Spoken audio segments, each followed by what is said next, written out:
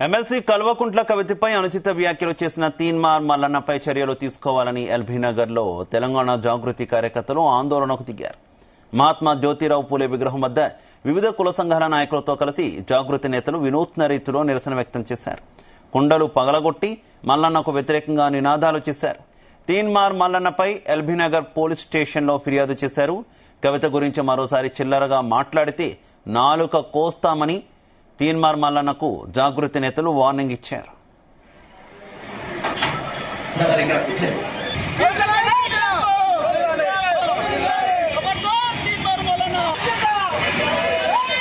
ఎవరు బీసీల గురించి మాట్లాడారు, ఎవరు ఏ కుల ప్రస్తావన చేశారు అనేది కూడా తీద్దాము. ఎన్ని సంవత్సరాల నుంచి మీరు బీసీల పట్ల పోరాడుతూ ఉన్నారు. మీరు గతంలో అధికారం రాగానే మీ ప్రచార కమిటీ కో చైర్మన్ గా చేశారు. ప్రచార కమిటీ కో చైర్మన్ చేసి మీరు ప్రచారం చేసి ఏ బీసీలను గెలిపించారో ఏ ఓసీలను గెలిపించారో ప్రజలకు తెలిసిన విషయమే. అంటే కేవలం మీ రాజకీయ వాటా కోసమో లేదా రాజకీయంగా ఎదుగుదల కోసమో లేదా ఢిల్లీకి పోవాలనుకుంటా కాబట్టి నేను ఏ గాడిద వస్తా గాడిద ఎక్కిపోతా అని రాజకీయ పార్టీలు మారినావు. మీ అవసరాల కోసం ఏదైనా చేసినావు.